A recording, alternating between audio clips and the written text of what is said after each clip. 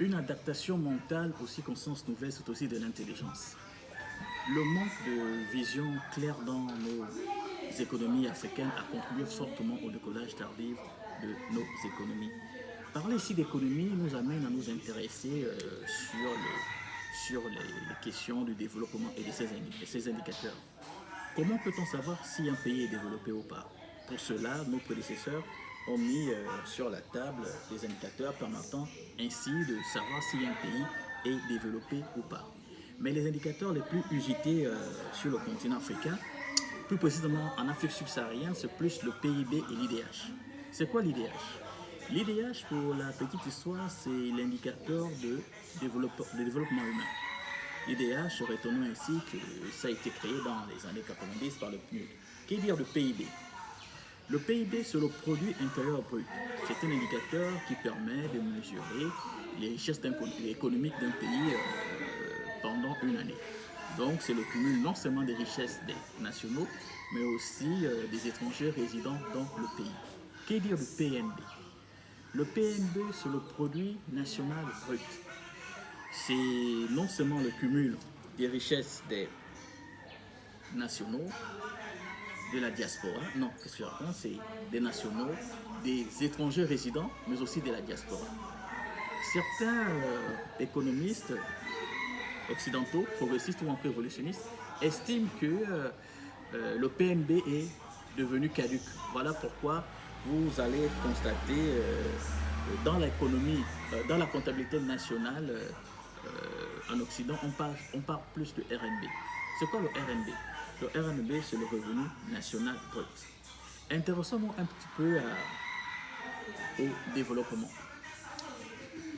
Voyez-vous, vous pouvez avoir une fiscalité souple, vous pouvez avoir un environnement des affaires attractif, vous pouvez avoir des immeubles modernes, des gratte-ciel, un réseau routier formidable.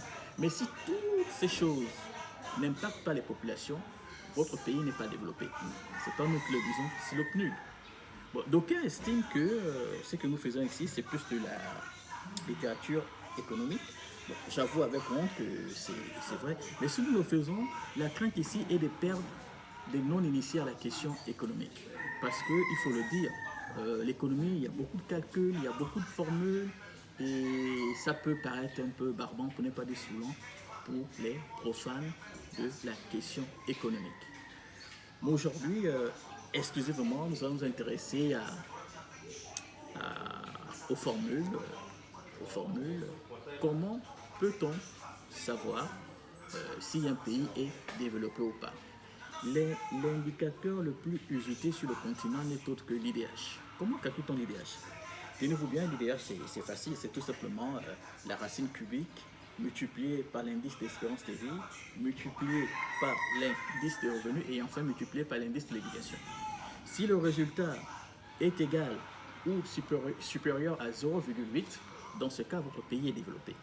Mais si le résultat est inférieur à 0,8, votre pays n'est pas développé. Une fois de plus, ce n'est pas nous qui le disons, c'est le PNUD.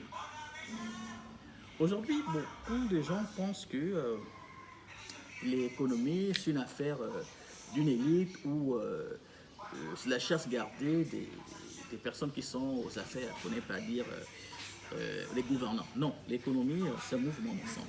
Pour qu'un pays puisse être développé, chaque personne, chaque groupe doit apporter sa partition.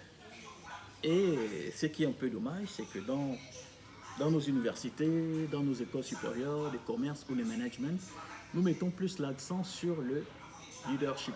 Mais par contre, en Occident, on met aussi l'accent sur le followership. C'est quoi le followership? Le followership est un concept. Peut-être que si nous avons un angle mort ou une fenêtre de tir, nous prendrons ainsi le soin de développer la question du followership. Vous savez, comme nous le disons, que l'économie c'est un mouvement d'ensemble, voilà pourquoi tout acteur économique doit avoir un minimum de background. Autrement dit, doit avoir un minimum de culture économique et aussi financière. Au-delà peut être tenté de penser pourquoi dissocier l'économie et la finance. Retenons ainsi que la finance, les assurances, les banques, les institutions financières, les microcrédits, tout cela font partie de la nomenclature de l'économie. Pour rendre cela accessible, je vais donner une image. C'est comme une mère qui a plusieurs enfants. L'entrepreneuriat. Aujourd'hui, si le continent a du mal aussi à décoller, c'est le fait que l'entrepreneuriat, notre entrepreneuriat n'a pas encore atteint ce qu'on appelle un entrepreneuriat de qualité. Parce qu'il faut le noter, 70% des États-Unis a été développé par les entrepreneurs. Donc tout entrepreneur doit être capable de faire la différence entre le taux d'investissement du secteur privé et le taux d'investissement d'une économie d'un pays. C'est quoi le taux d'investissement? Pour faire simple, le taux d'investissement, c'est la richesse accumulée dans le pays pendant une année, mais en pourcentage. Comment calcule-t-on le taux d'investissement du secteur privé? C'est facile, c'est tout simplement la formation brute du capital fixe divisé par la valeur ajoutée brute multipliée par 100. Mais cela va être en pourcentage de résultat. Par contre, le taux d'investissement de l'économie d'un pays, c'est tout simplement la formation du capital, du capital fixe, la formation brute du capital fixe divisé par le PIB, ensuite multiplié par 100. Le résultat doit être aussi en pourcentage. Le décollage tardif. La question du décollage tardif sur le continent est... il y a beaucoup de causes. Mais voyez-vous, les quatre dragons, c'est-à-dire Taïwan, Singapour, nous avons eu pratiquement les indépendances au même moment. Mais comment expliquer que eux, du point de vue développement économique, sont plus avancés que nous et le fossé est très significatif? Bon, nous estimons que au sortir des indépendances, nous avons péché par naïveté dans nos choix économiques. Et nous, nous avons constaté, c'est que sur le continent, nous nous intéressons plus aux conséquences au lieu des causes. Et c'est une pratique qui doit prendre fin, le fait de mettre l'accent plus sur les conséquences au lieu des causes. Nous trouvons qu'il y a deux causes qui sont principalement à l'origine de ces décollages tardifs. C'est-à-dire les causes, c'est-à-dire nous avons des causes endogènes et des causes exogènes. Bon, des causes endogènes, que dire du point de vue des causes endogènes? Du point de vue endogène, il y a beaucoup de causes, mais nous mettons plus l'accent sur la fiscalité, c'est-à-dire l'évasion fiscale ou encore l'optimisation fiscale, mieux la planification fiscale. C'est quoi l'évasion fiscale? L'évasion fiscale, c'est-à-dire ne pas déclarer tout son patrimoine financier aux autorités, c'est-à-dire aux collecteurs d'impôts. C'est le fait d'envoyer des fonds, une partie de votre patrimoine non déclaré en Occident. C'est pas très loin de l'underground. L'underground, en fait, c'est l'économie souterraine. Mais il y a certains rapprochements, c'est pas très loin, en fait. Mais depuis l'avènement de l'OCDE, c'est quoi? C'est l'Organisation de coopération et de développement économique qui a vu le jour en 1948, donc au sortir de la Deuxième Guerre mondiale. En fait, eux sont là. Tous les pays qui ont signé, qui ont ratifié la charte, dorénavant, les banques qui sont dans ces pays ont l'obligation de déclarer les comptes qu'ils ont à l'étranger. Parce qu'il faut noter un fait, les capitaux qui sont à l'étranger, l'Afrique en a réellement besoin pour le développement du continent. L'Afrique en a réellement besoin pour le développement du continent.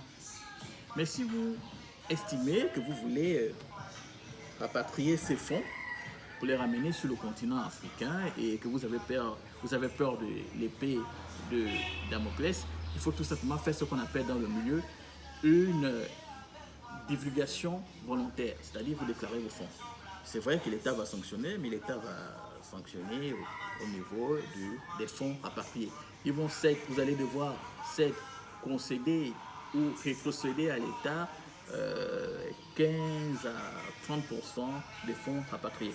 Mais tout cela dépend aussi de la marge de votre marge de manœuvre. Donc ce serait bien, ces fonds, on en a réellement besoin sur le continent pour pouvoir générer des emplois. Ce qui est aussi du point de vue exogène, nous avouons que c'est un peu sensible, nous n'allons pas trop nous aventurer. Voyez-vous, il y a un concept qui a été développé depuis 3 décennies en Occident. C'est un concept qui a été créé par le professeur américain Joseph Nye. C'est le soft power. Le soft power, c'est un concept qui est plus usité par les hommes, les hommes politiques ou encore les ONG. C'est-à-dire, ce concept-là, utilisé par ces hommes, sont là pour influencer les décisions d'un pays.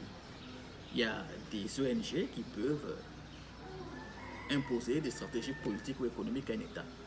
Donc voici un peu le rôle du soft power du point de vue exogène qui vient nuire un petit peu au bon fonctionnement du développement africain.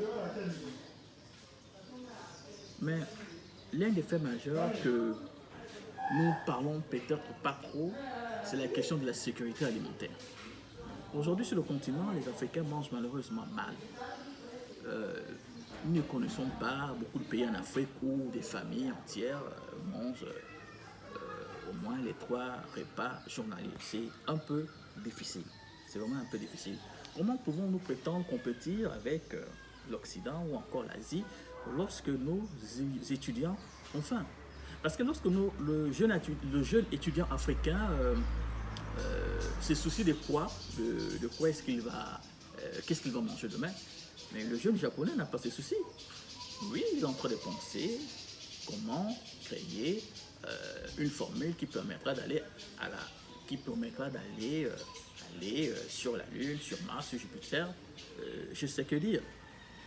Le chinois, nous parlons aujourd'hui de la 5G, mais le petit étudiant chinois est en train de réfléchir comment parler demain de la 6G ou de la 7G. Les jeunes étudiants américains ont en train de parler comment développer la philosophie ou les mathématiques quantiques. Donc voici un peu des réalités voici un peu des facteurs aggravants qui contribuent fortement au décollage tardif de nos économies. Donc nous devons un peu nous pencher sur la question.